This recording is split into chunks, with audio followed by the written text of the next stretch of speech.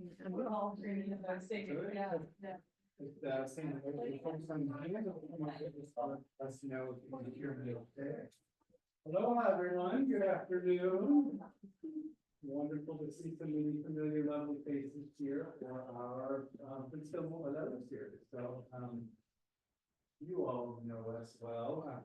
There might be some folks on Zoom who are a little less familiar, so I know it's a little low, but too much feel just to be consistent about who we are as a friends group and the honorable role that we have helping to support our dear friends in the Fish and Wildlife Service. So again, you are joining us for our Princeville Moʻolelo series. It's a monthly free talk story series where we're just bringing together different voices and conversations and conservation partners in the community. And we're just so fortunate to have this space and this opportunity to continue to build our relationships and the future. So, and again, thanks to the Princeville Community Association for hosting us here in this beautiful space. And who we are, yes. Friends of Hawaii Wildlife Refuges have been around for 41 years. It's one of the oldest friend groups in the entire system of U.S. Fish and Wildlife Friends groups, and have been in service of our 3 islands, the National Wildlife Refuges, Hanalei, Kuleia, and Kilauea Points. And like I said, we have here today Christian McLeod, who's representing Fish and Wildlife. We're continuing to support our mission here as a friend group as we give back and just show up in different ways to be a life. We have one of our incredible Fufu members here today. Jacqueline, another beautiful representative around here. We essentially, as a friends group, are the gateway for the generosity of the community to flow into the work of Fish and Wildlife. They are funded under the Department of the Interior, but as you can imagine, what they receive is a far cry from what they really need to truly do the work that they do to manage these incredible places. So we as a friends group get to go out and champion all the great work and raise money and get volunteers and be advocates for sharing and talk stories in the community about what they do, all just to raise and lift up this mission. And so in general, what we do is we bring funding and staffing resources to any number of fish and wildlife initiatives, from habitat maintenance to volunteer programs to, as we're going to talk about today, the care and recovery of sick birds. As you probably tired of me saying, but we're just so honored to have been able to rise up to increase the needs that have been coming from our dear friends at Save Our Shearwaters as more and more birds from our 3 refuges are transferred, and as the depth of their care continues to evolve and develop. But thanks to the generosity of our community, we've been able to meet that each year. And this year was $30,000 that we were able to provide to Save Our Shearwaters, and it's really our honor to be able to do that. So, bless you to Save Our Shearwaters. Thank you to our community that allows us to do that. So, anyway, you know us and love us for all the great work we do as a group. And just a quick reminder of how you can help. Of course, if you're not already getting our newsletter, there's a sign up sheet in the back. If you're on Zoom and you are getting to us for the first time, please click the button on our website and connect with our monthly newsletter. We'll hear about volunteer opportunities, ways to give, and see beautiful images of all the wildlife that we help support. Of course, shopping out at Kilauea Points, donating, staying in touch with us, always support and let's help all wildlife. So, quick plug for the continuation of this series. Like I said, it's a monthly continuation of this. I apologize for this little thing on the top here. There's a new thing going on here. But next month, on September 17th, we're going to have a very special presentation from Kaua and Kaua, talking about the Hawaiian Archipelago Mosaic Mural Project that really needs capital projects that's coming out of Kilauea Point. If you're familiar, there's a retaining wall that is this big lake canvas that is just waiting to tell a story. And so for many years, Fish and Wildlife has been desiring to figure out how to use that and how to fund basically getting an opportunity to put some artwork there that tells a story. And so these practitioners have begun the process, and we are contributing greatly this year to the funding of this as well, to develop a beautiful mosaic tile installation that tells the story of the whole Hawaiian chain, the whole chain of islands, and show the relief from the ocean up to the different islands. To basically tell the broader story from the Hawaiian Islands all the way up to the far northwestern islands.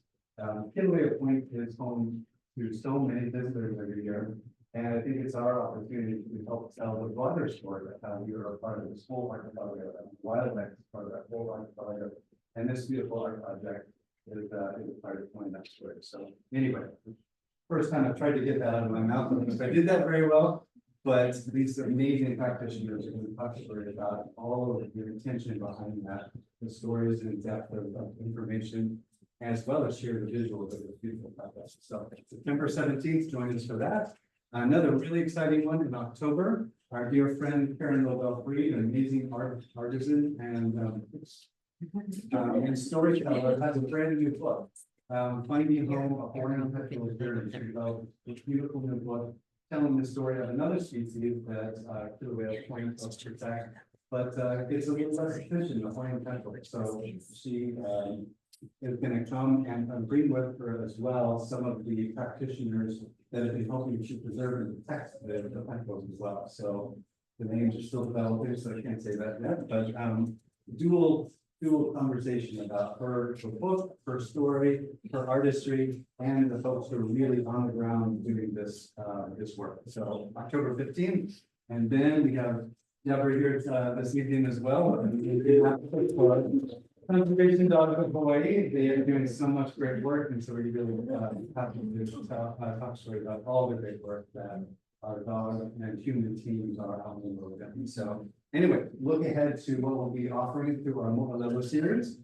But today we get to enjoy our friends from Save Our Shearwaters. We are pleased to welcome back once again Jacqueline Nelson. She's the Senior Program Manager for Save Our Shearwaters and has been working with SOS since 2018 to rescue and rehabilitate all of our native Hawaiian seabirds. SOS is the only federal and state permitted facility for wildlife rehabilitation here in Hawaii. And this team, so we actually, Jacqueline and Molly, hats off to Molly, who's the head of Save Our Shearwaters. Round of applause for Molly. Over 500 patients a year are supported through our dear. So that's who we came here to hear about. Hand this over to you. I'm going to hook you up here. Can you put the mic in the middle and kind of up high? It's a little soft. Okay. Yeah. Am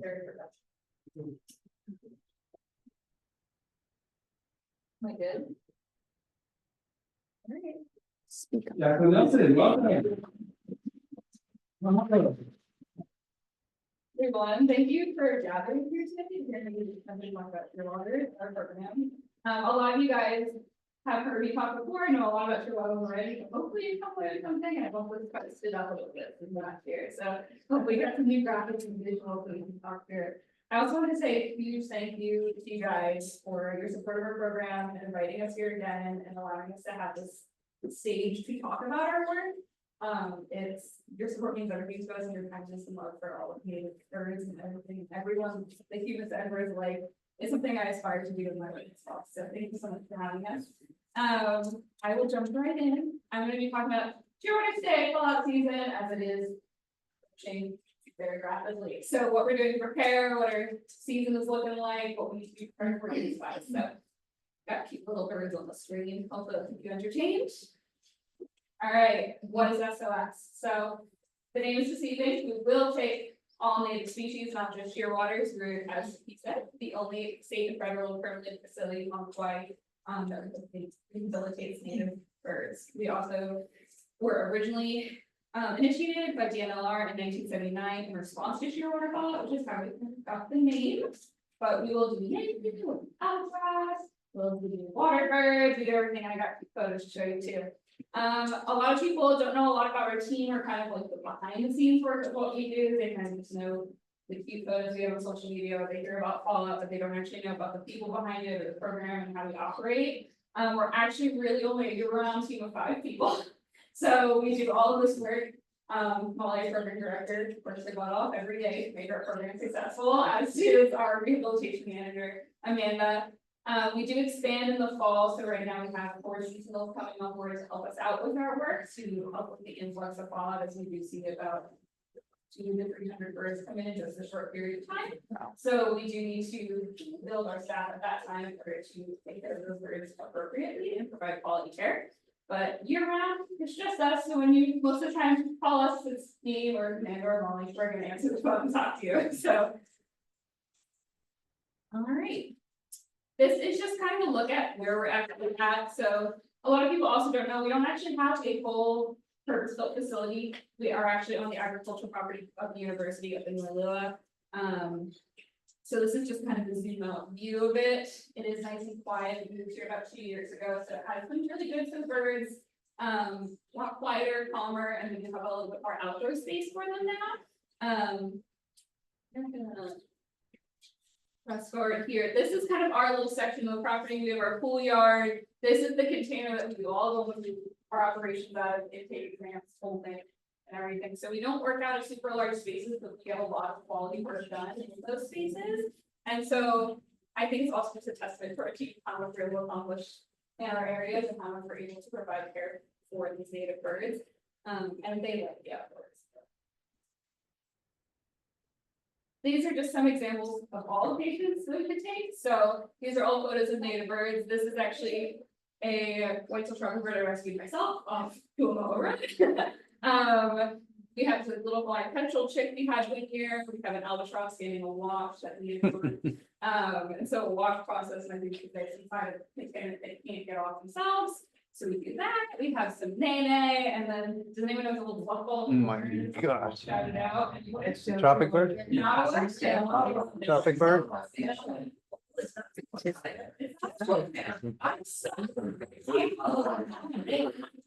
It's a white-tailed tropic bird. Whitetail.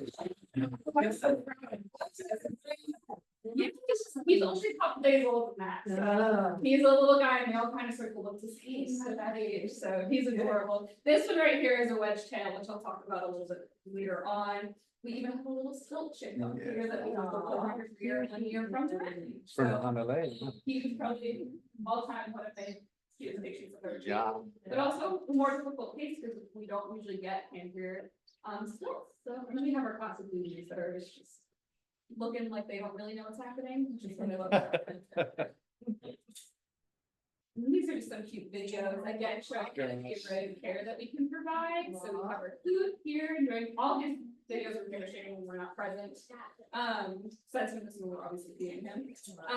This is our foods, very elusive, not great to have in here because of how elusive and stressed out they are, but this one is enjoying his nice meal, his nice covered habitat. We got a nice bat, which we rarely get to see, so that's a really fun treat. And then, yeah, a little gosling calm down before we're able to foster an infant family. So we can do kind of an array of work. Some of the things we cover, like I said, we do get birds from the refuge. Avian botulism, it's a big issue.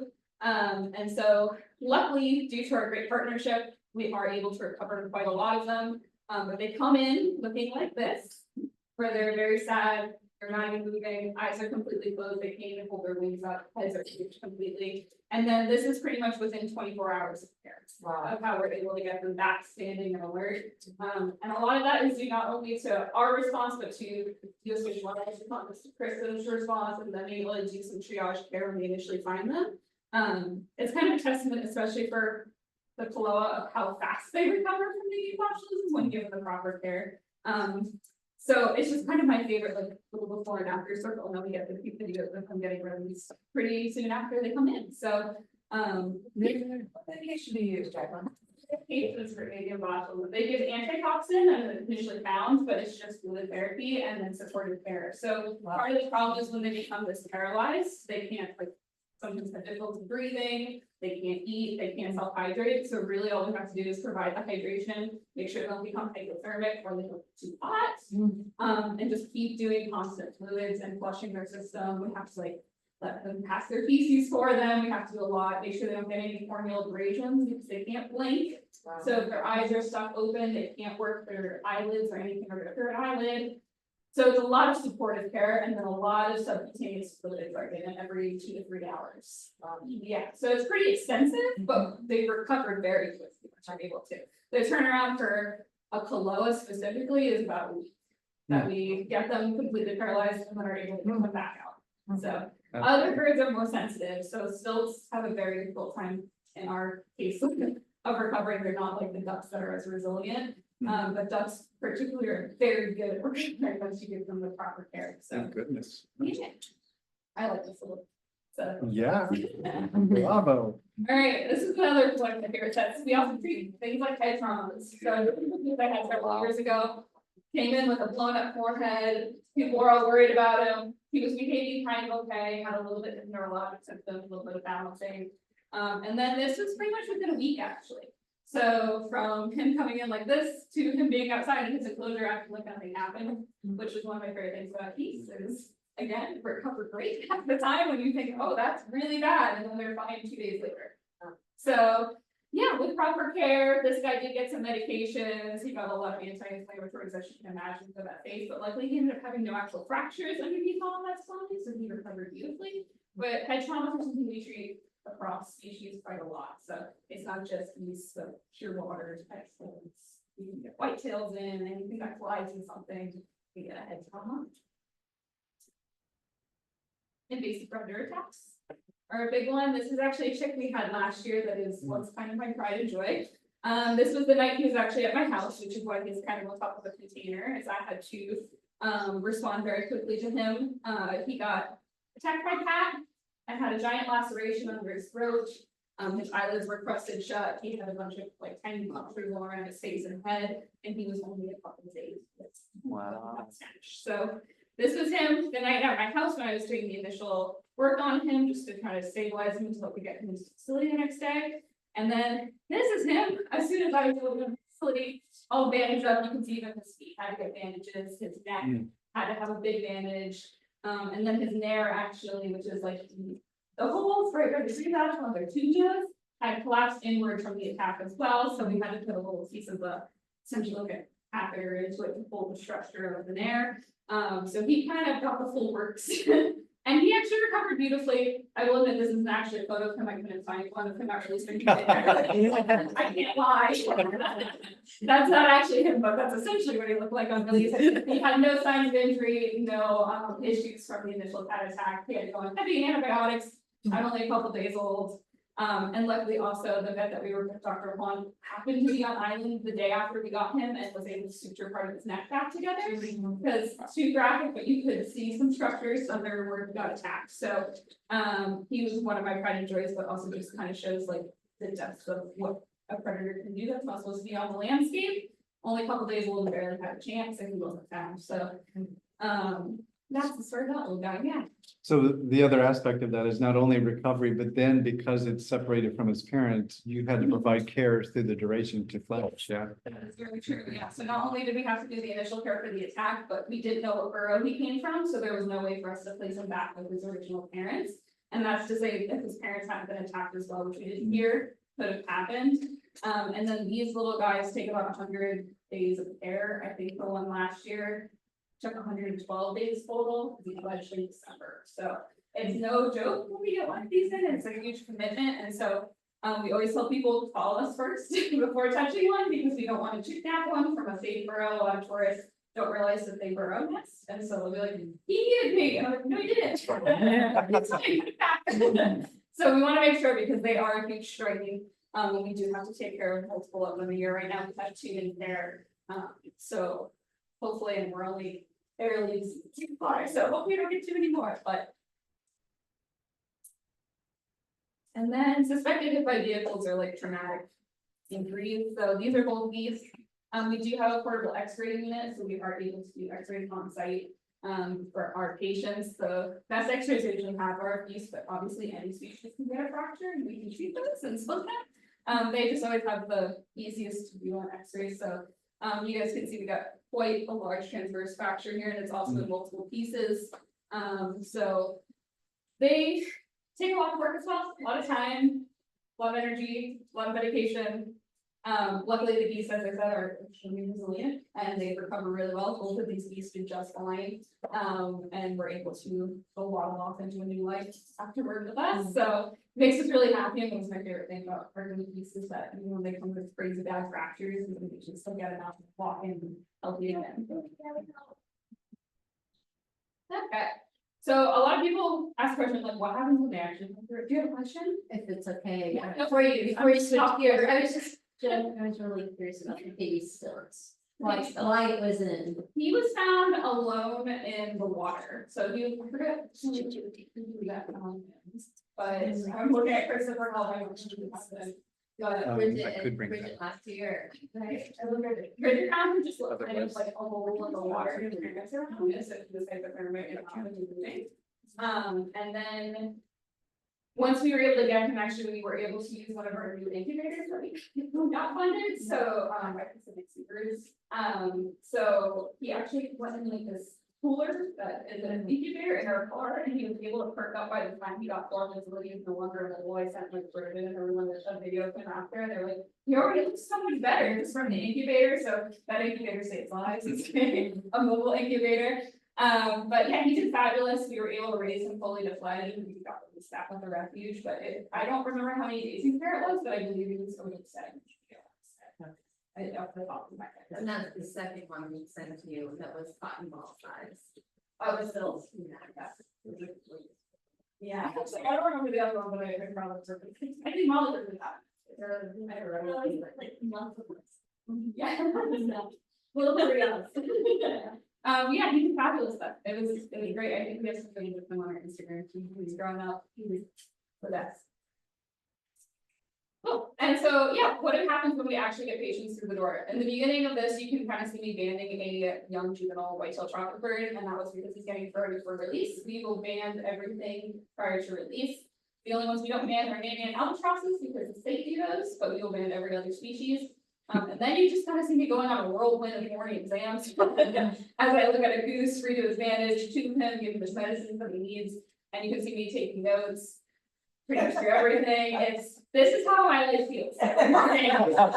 Go, can't breathe, gotta do this, gotta tube him, gotta make sure he's got his needs. So on the right, I kind of wrote like a list of just random things that we do, and this is not comprehensive, but we do full patient evaluations from all the way from their little toenails, all the way to the bill and back. We can do blood work on them, we can do fluid therapy, so you can do subacute fluid, you can do oral fluids, you can do fecal analysis to see if they have parasites, we can do radiographs, we can send things off for additional testing if we have the money. We can do individualized care plans. We coordinate with veterinarians like Dr. Juan, who's going to be stitch on our little bird. And we do full medication and pain management plans as well as nutrition plans for everyone. So we are able to provide pretty individualized care, which is kind of a privilege in our field. A lot of centers on the mainland that have high volume clinics aren't able to provide as individualized care as we are with our birds, which is a privilege, but also a little bit of nightmare in my head when I'm working with them. So yeah, this is just a little also sneak peek into our kind of area where we do exams. And the chaos in my journey. And then this is just some fun footage of our outside areas. That's some young birds. Some little shearwaters in the pool, a wedge tail, that's Bridget is in the background of this. When she was breath. Screaming more news screaming. We got an even little swarm petrel in the pool over here with some of the bigger birds. This is kind of the other side of it. So after the medications and nutrition plans, then there's also the conditioning, right? You can't just go over and then slap them out to a while without checking everything else. This allows us to check for waterproofing, make sure they're doing normal behaviors like they're supposed to be on the pool, that we didn't miss anything neurologic that might show up on a different sort of movement. And then the fun part is when we do get to release them back into the wild. This guy like zoomed up like a beating up Scotty style after the end. I'm excited to include it. So these pools are lifesavers and are absolutely necessary for everything that we do, and they're also kind of the joy you see from the fantasy. Probably like 15 little shearwaters on pools all together, and all in one space, which like pretty much no one in the world gets to see but us. So it's really exciting for us to be able to see and help out with that kind of work and species. And sometimes we have you know, conservation groups or whatever come by, have to drop it, and they get to see it for half a second, and as they walk through, they get their faces light up, and it really makes me happy that they get to see them happy and healthy, and like see so many one's face. Is it salt or fresh? Fresh water, but it can be converted to salt if we want to in the future, but it does require more maintenance for salt. I don't know if you know who asked that, I just started myself. Okay. Yeah, they're fresh water, but they can be converted to salt water if needed. Right now, we're just sticking with fresh because the maintenance can be quite difficult just to keep up with the fresh water. A lot of vacuuming, a lot of cleaning, a lot of scrubbing, keeping it going. It is a closed loop system too, so it's not really like if you were running water and it would just drain off. So it goes through a sand filter and you can get really light as well to sanitize the water. So quite a lot of work just with fresh water from, but in the future, okay, so everyone gets it, right? We do one. Great, okay. Anyone confused? All good? We're with you. All right, so here's kind of the bulk of the talk. What's fallout season? Why does anyone stare at it? Why does everyone get in a house about it? Why do you hear it on the radio? Why do you see signs for it? What's going on? The birds want to know too. What's up? All right. So first of all, what is fallout? Why is shearwater incredible? Why nothing else, right? So a lot of it comes down to the natural nature of these birds when they take their first fledge or when they leave the nest for the first time out from their little area and they try to make their way out to sea. They've never experienced the world yet, and they're following the light of the moon and stars, and they're gonna make their great journey, and then they get stopped in their tracks because they see another bright light. No, maybe that's the light, and then they get a little distracted, they drown, it becomes an issue. So it has to do with these birds that are specifically kind of following this pathway out to sea and get distracted by urban lights. The threats to them as well, once they're grounded, these are birds that are not meant to be landing in the middle of a landmass with no wind or no cliffs. So once they go, they can't really get back up. They don't have the body for it. Their legs are really set far back. They're not like little cardinals or anything. You can just hop up. Even when we release them at, release sites, they test the wind a little bit and make sure there's enough before they're able to take off. So you have to pick our release sites very specifically to make sure that they have everything they need to successfully fly from that location. We couldn't just go out into this parking lot and let a shearwater go. It would not fly. It doesn't have the wind and it doesn't have the drop off. So light pollution is a big thing that disorients them. And the shearwaters or petrels are the ones that are fledging, so it's the young ones. So that's kind of baseline what we're working with here. Live emissions and releases. So to also give you guys kind of an idea of what we're dealing with at SOS kind of throughout the years. This is very rudimentary data, stuff I pulled pretty quickly, but you have the AO in black of all the live emissions that we've gotten. So in 2020, we got 130 something, and then in the light gray, the amount we were actually able to release back into the wild. So our release rates are really, really high from live emissions and releases throughout the years, especially compared to other mainland facilities, just because of what we're dealing with is fallout. A lot of times our birds aren't really injured, they're just thin and tired and emaciated or sick from being grounded, or they have neurological issues from collisions. So sometimes their injuries seem to be less severe than things like in other places. So and then on the blue side, it's our Wakapani and our Wakapani release rate. So you can doing pretty good last 2 years. So yeah, if they get into trouble, and tell me about Lucy. So we see combined, most of the bulk of these birds are coming just from September to December too. So you're seeing 160 here, and then 130 here of wedge shells. So combined, you're looking at 200 to 300 birds just in that period. And often, more often, usually in more like October to December. So if you even shorten more. Our peaks are really, really high usually, and none of us sit down and we're just doing birds. So this is my so on the left, you have a beautiful moon that we can tell, and on the right, we have a floodlight pointed up to the sky. We can't tell the difference between those two visuals, and neither can the birds a lot of the time, and that's part of the reason if you actually put it in perspective with an animal that has no idea what lights are, what urbanization is, and they're just trying to use their natural cues to back out.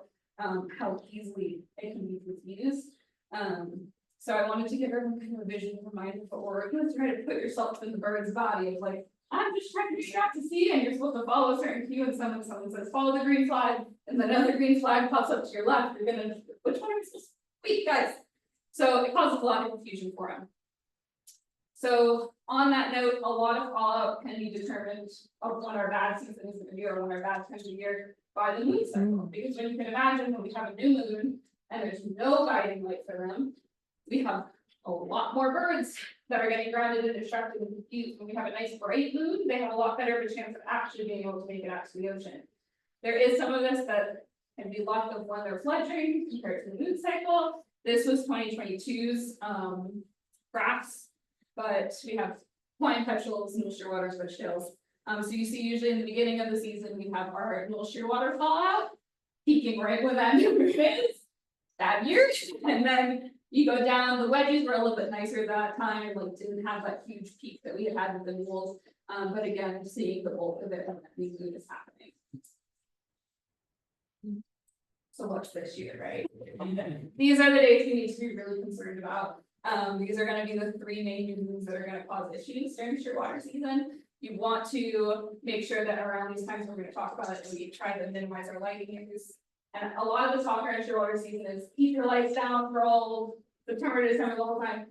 A lot of people are not going to be able to do that or make that happen, so I want to make sure that people know these are the bad days, right? Like, this is when it really counts and it really matters. It matters the whole time, but we can only do a few days, really focus on cycles, a couple days before, a couple days after, it's also fantastic. We always have a joke in our group chat at work, and it's like, she's so beautiful when the moon is out in full during season. We're like, we're gonna have such a good day tomorrow. The moon is out. We're not gonna get any birds. And then when we look at the sky, we set each other a black sky. We're like, good luck, everyone. So keep these on your calendar. Be aware of them. All right. So now, how can I help you, or how can you tell other people that it can help? The basics. Try to keep your lights off. If you have to have lights on, draw those blinds closed.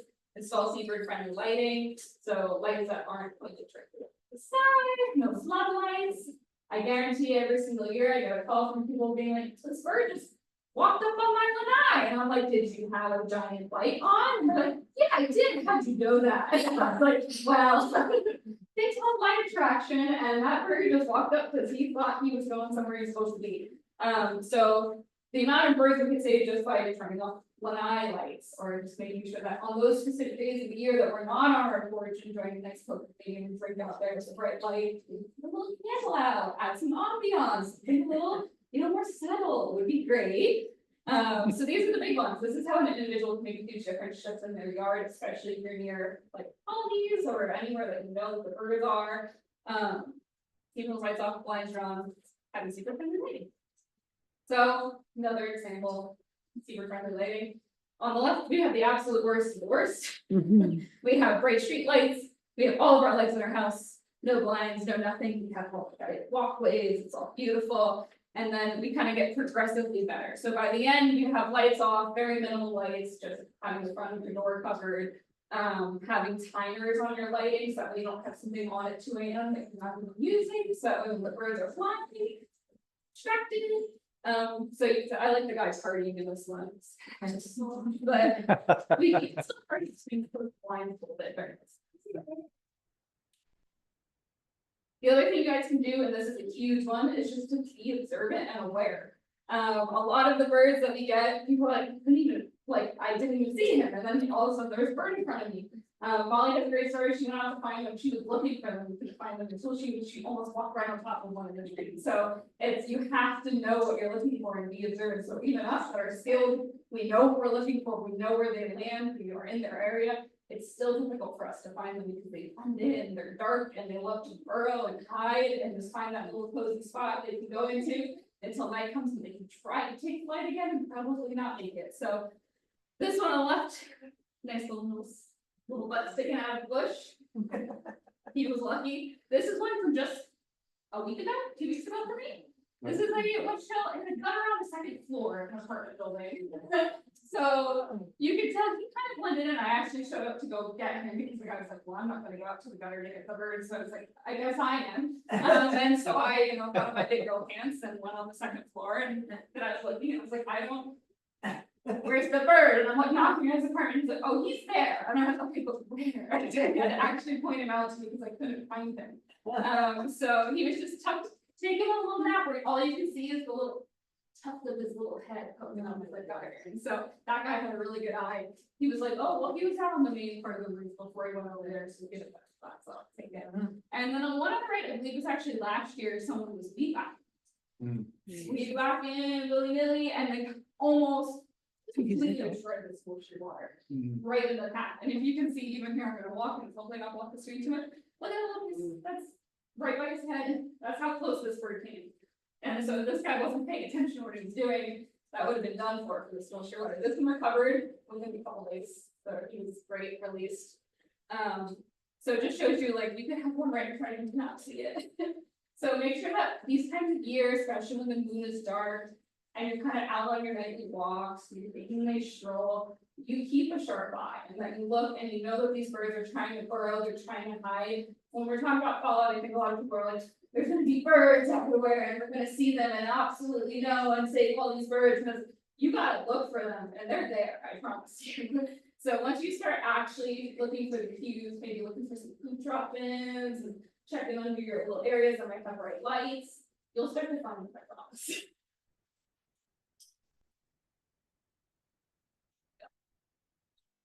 Okay, the other thing is be prepared. So coming to the stop, spreading the word to your friends is kind of the biggest thing that we can do. A lot of what we do relies on public and word of mouth and getting out here and giving talks like this and talking to our community. Letting people know that the birds are here and that they have a place to go when they're in trouble. And that we are here to assist them. We're here to assist the bird and them. We're here to talk you through what you need to do on the phone. We have a 24-hour hotline. We can help. So that's, you guys all also are mostly bird experts in this room. So you guys all got it down and you can share. But keeping a small towel, a ventilated cardboard box in your vehicle, our little native plush shape, demonstrating what a perfect little box looks like. Calling us, knowing our phone number, just knowing that we exist and that we're here to help and that we will answer the phone. And if you can't get us, call us back in 5 minutes and we'll answer the phone. Half the time, since it's at night, I might just be in the shower, sorry, I need 5 minutes, but I will call you back. And then know your nearest aid stations. So during Shearwater season, we have aid stations up across the island. Every single fire station is gonna get one of these setups that you see here. They have little cubbies in the sides that you can just pop in and hit a button, be shut. And that bird is going to be safe for the night until we get in the morning. During that time, one of the most important things that we do need to know, and that I want everyone to be aware, we need to know where the bird came from. So we have to know where the location is that we can continue the conservation work on, aside from just saving the individual, knowing locations, information on where these birds are coming from and what the threats are, help us on an island-wide scale and not just on the individual scale. So we're prepared, now we need to be considerate, right? These are wild animals, so we don't want everyone just running out, you know, got their gene box searching for shearwaters, all right? Like, we gotta be considerate to the birds and remember that when we are handling them, these are wild creatures and they are sensitive. So we don't play music, if they're in our car, we're not like blasting, I'm a big show teen girl, we're not blasting, you know, Les Mis in the car. We keep it nice and quiet, we have the AC on, we provide a comfortable environment, we don't talk to them. We don't pet them, they are not our domestic friends.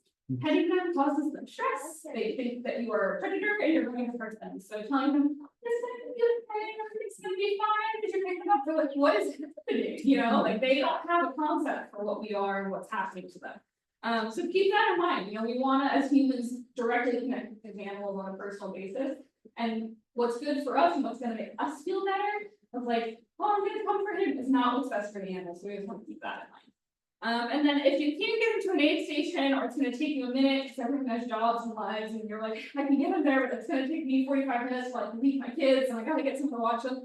Just keep them in a cool, quiet environment and tell them, no big deal, we will get them, everything will be okay. Stick them in a nice dark closet, let them settle, so you can drive them to the nearest aid station and we can assist you directly. Okay, my big pitch, right? It's an epic moment. We have transferred into using seasonal transport volunteers this year. So as I said, we have aid stations across the island. Normally every year we have staff checking those, which takes hours and hours of our time to go out and get to the aid stations and check them. So this year we made a call out to the community to see if anyone was able to commit to 1 day a week, checking one set of aid stations from Honolulu to us in Kaua, and bringing us any birds along that route, and going for training and all of this. And luckily so far we have 5 total. We're very excited. So that was gonna save us. I came and I could probably calculate the hours of how much staff time that's gonna save, but it's an incredible amount of time. And that means that our skilled personnel are able to do more hands-on work with the birds. They're able to get more experience. Our seasonal staff is able to get more experience. The birds get higher quality care. We are able to spend the time what we should be doing, which is taking care of the ones that we have instead of constantly worrying about the ones that are coming to us. So this is gonna be hopefully a huge game changer. And so if anyone knows anyone that drives from Honolulu to Costco once a week and wants to just check some stations, come to a training and hang out with me for another hour or two, I promise I'm fun. To talk about very basic data collection, communications, what we're gonna do.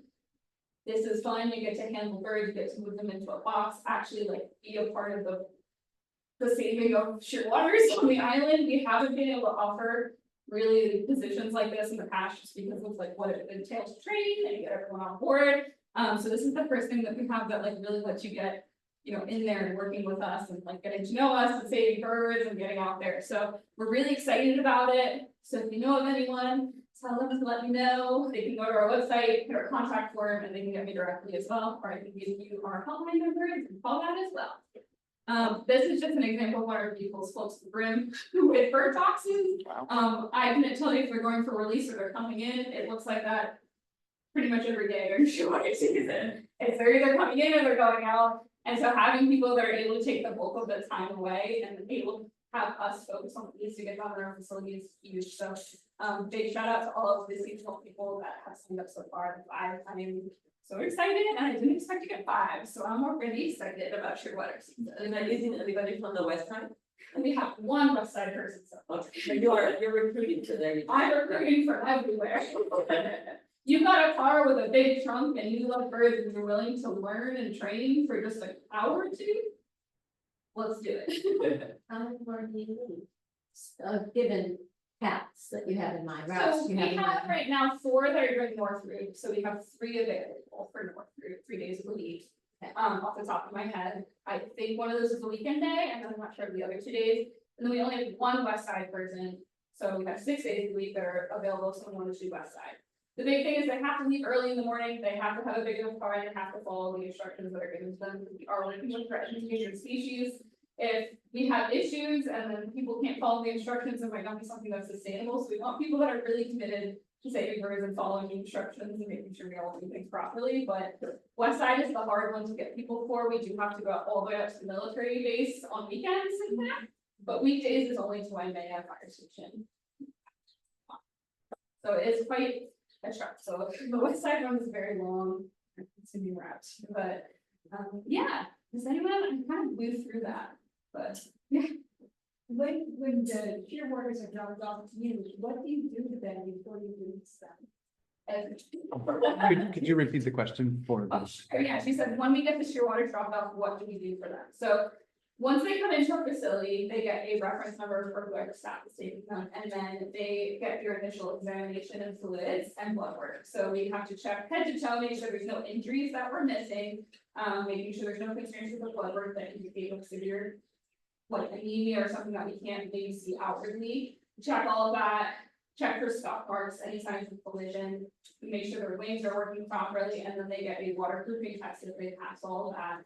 Get put on the pool, make sure they're on for a certain amount of time, and that the water isn't penetrating down to their skin. We have kind of a scale for that, so it's like wet to skin, heavy surface wet, medium surface wet license.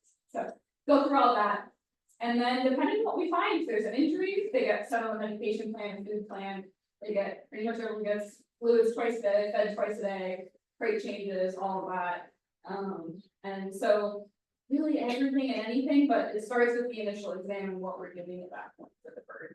A lot of the shearwaters, like I said, our release rate is pretty high, and that's because a lot of the shearwaters that we get don't have anything too terribly wrong. It's a lot of dehydration, just been grounded, need a few meals before they're able to get back, or a little bit of weight gain to get them back to good condition to have a successful fledge.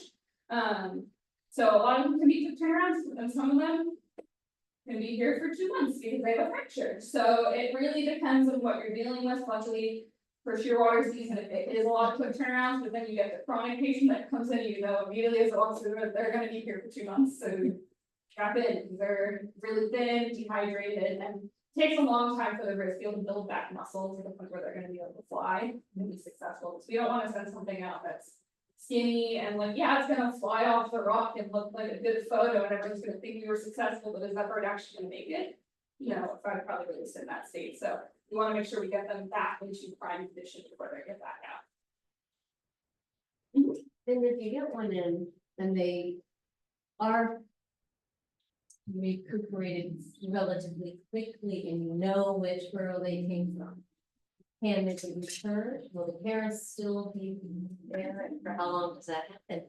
So are you talking about a fledgling? I am talking about a wedge tail shearwater. Okay, Specifically right Yeah, so, oh, for right now, this now, time of this year. question. Yeah, if we know what burrow they came from and it's only been a day or two, possibly, we can put them back, especially if it's in an area that is monitored, like if it has people that are looking. If it is gonna probably be longer than a week, 2 weeks, or we're looking at long-term care, it's not likely. If it was a situation someone could check, and it would really depend, probably not. Most of the situations that we come across, we're looking at having a flip for the entirety of the time. So it's also analyzing when they get here. What age are they? Is it even not a fledgling, is it a breeder? Do they have a baby? Do I need to worry about the timeline? And then there's the like cost benefit analysis of like trying to keep them and you want to release them good, but they have a baby and if the baby's out there and so it can get complicated in those situations, and that's why we're here to answer questions. We're here to work with people and figure out what the best option is for that individual, like what we're capable of doing and what's appropriate in the situation. Anything else? I'm not really good. I was just thinking, as you're providing this care, just fun anecdotally, the wide range of different food that you have to provide for all these different species. If you could just share kind of that range of what you. What you're. Yeah, we can share. We can feed mealworms to certain birds, so all the way to frozen ice, to a lot of our aquatic species, and fish, so we have to have a supply of constant frozen fish that we're prepared to give. We make flurry, which is a nut fish mixture, which is delicious. You know, we're here to know that some London flurry. So we have to make that, and that's also made with extra vitamins we think blended into it, or calcium, depending on the bird. Each species has some dietary needs in its own way that they like to eat the food as well. You know, it's not only what you're giving them, it's how you give it. So sometimes our nene too, known to be picky, and sometimes we give them, well, we got this nice apple bananas donated, we're gonna give them some banana and then don't touch them. And then we're like, okay, today we got some cucumbers, we're gonna give them, they love the cucumber, and the next day they're trying to go those about the cucumber and things. And then stand beside of me eating something that was brought to them from an organic farm. So it really depends. We have lots of fruit, vegetables, waterfowl maintenance, scratch, fish, mice. We have invertebrates, we have brine shrimp, things like that. Yeah. How often, under what circumstances do you have to transfer birds to the Hawaii wildlife? Rarely, only probably a handful a year, like, I think last year was maybe 2 or 3, maybe. I have a list of the transfers. The only reason we have to transfer to them is our veterinarian works with Hawaii Wildlife Center, who works there. And so oftentimes if we need a bird that needs to get a procedure done, such as like orthopedic surgery, and needs to fly because we don't have a veterinarian on island. We did find some vets recently that might be interested in helping us out with some smaller procedures, not orthopedic level, but smaller stitching and stuff. So hopefully we'll be able to prevent sending birds in our islands as much. And that's kind of what the goal, so they don't have to fly somewhere else, so it's better for the bird. So, yeah, so we send, I would say less than 5 a year over to them. And they're fabulous, and Dr. Juan is the greatest and fantastic guy.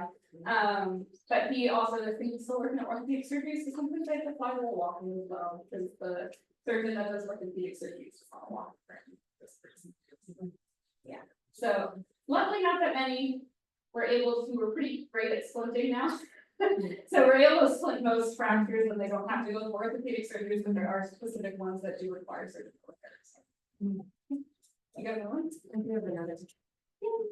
I'm curious, in your time frame, how much improvement in the seabird friendly lighting we have seen over the years? No, I am not. Probably not the first person to ask for that because we don't work with properties or anyone individually for secret, we just don't have the capacity to go writing that. So I know Dealer is doing a lot of work with secret regulating, I think now. I don't know. I agree, I would say we're probably not the Yeah. best person people to answer that, I don't wanna speak correctly. Yeah. Yeah, we were really kind of in the thick of the ones, you know, what's going on, what's their ground. Yeah, more of the why. Anecdotally, you're still seeing the same problems in the same areas year after year. Some areas have gotten better. And then new areas have popped up, so it's kind of, you know, you Who knows? fire out somewhere and another spurts up, and it's because, you know, it's just education outreach and talking to people, and some people are in the island, they don't know, but I think. I found that a lot of people care, so that's good, that they want to learn what's good, I do get a lot of calls asking about secret friendly lighting, so that's the good side. Speaking of people that care, how do you guys handle? I have this chicken. How do you handle? I found this chicken, or I have a minor. And Yeah, how do I get a conversation like that? They can be very difficult, I think that a lot of people get emotionally attached to the animals, and when they hear that I can't sit in my program plans, so they can get very upset.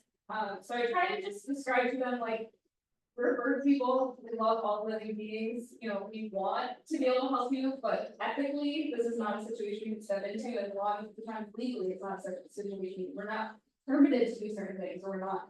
There's rules in the state of Hawaii about endangered species, we can't take a barn owl and release it back into the wild.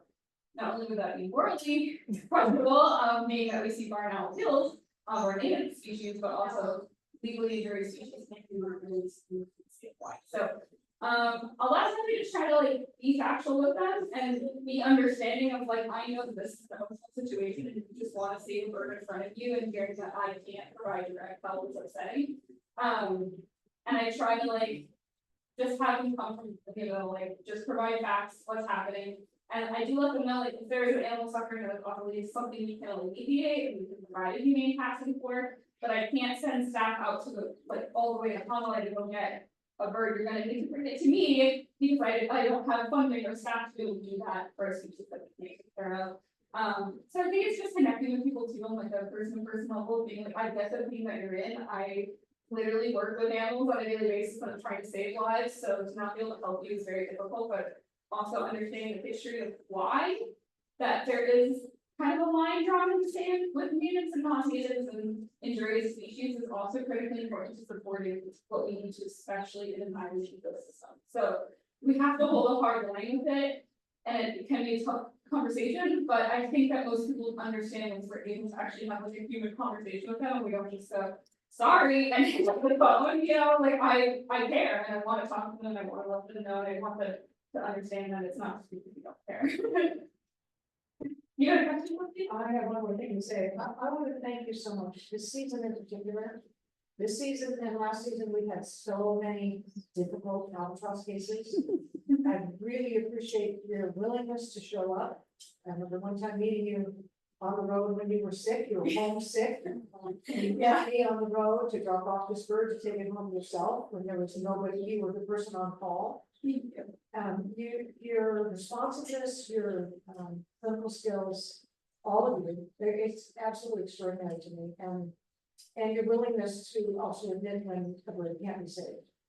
It's not good news to ever deliver to us. You know it isn't, and you still bravely step forward and say, I can't do it. You can't. It's not, doesn't serve the bird for us to try to save this one. So I really appreciate that, and I want to just do a little shout out for monthly pledges to you folks. That's what I do. I would really encourage other people to do it, even if it's $5, $10, you can afford it. Send a monthly pledge to these folks, and then they understand it, and it goes to the Hawaii Wildlife Center, but I mean, it gets sent there, but it's automatically channeled to Save Our Shearwaters. And so you folks then can better predict what your needs are financially when they're people who get ready. So I just want to make a recommendation about that. For people who might be interested in what they really want. Thank you so much. Yeah. Yeah, donations are fantastic. I think one of the hardest parts about, working while doing rehabilitation is getting consistent funding and who you can talk to and trying to be able to grow with the bird's needs. And so, yeah, monthly donations are huge, knowing that we're gonna get something in, that we're gonna have something to cover, like even like, our faucet leaking, that leak the faucet, or like all of a sudden our tire popped, and we didn't have funding for it. And so, yeah, also to the 30,000 we get every year too, with the consistent funding is life changing for us, is like not even like the right way to say it, like it really does change our entire like demeanor in the office when we know that we have the resources to provide the birds that they need and to have our staff be in a safe and comfortable environment to do more work. Thank you, Bob. You get funding from the state or county. I don't look for to talk about that. And some, yeah, we'll see. Okay, she got it, yeah, some money for the city. Yeah. Yeah, we have funding from 5 different sources. We do there's a solicitation that we put in a bid for the state each year that we've historically gotten. So, and we work really closely with those guys too. They're helping us out with the capture and transport like geese and albatross in the field and sometimes other things too. They help us deploy aid stations. So they definitely help us out in other ways as well. But yeah, funding is a big one. I know they're spread thin for it too. And so, one more thing about us too is Jacqueline mentioned that we started as, Save Our Shearwaters as a fallout operation and started by DLNR, but it used to be, I think, late 90s, like 95+% of the birds came in during fall season, and now it's like 54% or so. Sometimes a bit higher, it just depends on what the fallout influx is like. So, we've kind of rapidly grown into a year-round operation. There's never a day of the year that we don't have birds in care. We don't have people on site caring for birds. And we're always on the hotline responding to calls. So it's just been a very quick change in the needs of our program too over time. And it came down to like 12+ years ago where we were the only ones, like, oh, these birds need rehabilitation that are falling out. And so we pursued the rehabilitation permits, and it's like, oh, you guys have rehabilitation permits. So then we quickly became the go-to for all native birds and bats. And so it's in order to keep doing that work and to keep up with the demand that continues to increase, it requires more funding from all directions. But it's kind of just we're constantly keeping our head above water and trying. But like at the end of the day, you guys saw our facility, like we're doing this out of an 8x40 shift. So the hope is one day to be able to have a purpose-built facility and something that, is a public access and education component. And there's like a certain, it would provide a greater level of care to the birds that we're seeing. But, we're doing our best with what we have. Yeah. We're gonna keep trying to keep our head above water. But, so, long roundabout, sorry to answer, but we do get funding from different directions and people. But yeah, that reliable annual funding is really important. I've spent a lot of time working on like annual support agreements from different entities that rely on our services. And so that usually ends up being where a lot of my time goes, because that reliable, consistent funding is what allows us to actually prepare and to put resources into, what we need to be able to take in and be able to tell the public, yes, we're going to be here for whatever comes in our door for every day of the year. So yeah, reliable, consistent. There you go. Sorry. That's why I was like, it's very weird. Let her have the floor. She handles the financial. Yeah. Anything else? One more. And it's just kind of building off Kathleen's question, was just how do you prevent more urbanization while also really trying to enhance support for individual species? Kind of have like a methodology that maybe with social media and stuff.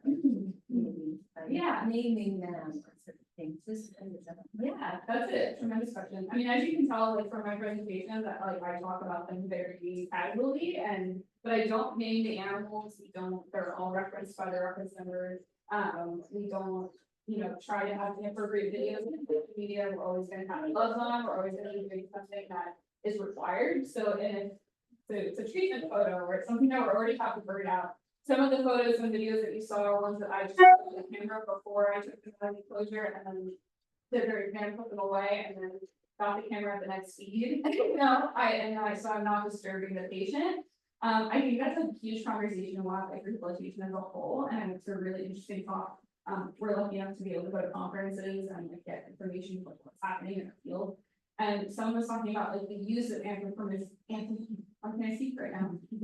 Anyway, the use of that in a way that is helpful, and because it does allow people to make a connection with the animals that we're talking about, and just making sure that you use it as a tool and not as something that you just jump to. So, someone's talking about waterproofing of a bird is like wearing a wetsuit, and imagine you have a hole in your wetsuit, and then like kind of referencing that. But making sure that when we do speak, or I do speak casually about birds, or any training my staff, we're very clear on the line of like, I'm trying to say this is a cute little flurry ball, use this over here, but like that's not coming out of my mouth if there's a bird in the room. If the bird is in the room, we're quiet, we're professional, we make sure we do what's right for the bird at the time. And if something I do say has come out where I'm like, that was a little like, if you don't work in the field, you might think that that's like you're demonizing it a little bit too much, then I will actually actively stand in the office. I was like, but that was, we actually call ourselves out for it and make sure we hold ourselves accountable. But I think it can be an important tool to get people to understand what the birds might be going through, and kind of comparing human lives, like how they're maybe approaching it in their own way. It helps make a connection, but there isn't an appropriate line that can be crossed there. Like it's a cute little baby, and then we're gonna pet it and snuggle it, and it loves it. But I think using it to make a human connection with people is really helpful. But we do have hard lines on our social media, like what we will not post, and how we behave in front of animals in a professional sense in all ways. And then how we talk about them and interact with people about them.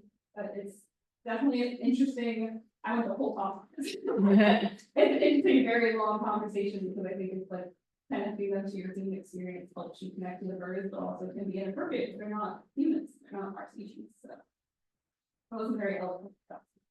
Short answer. Anything else? All right, so thank you guys for sticking with me this long.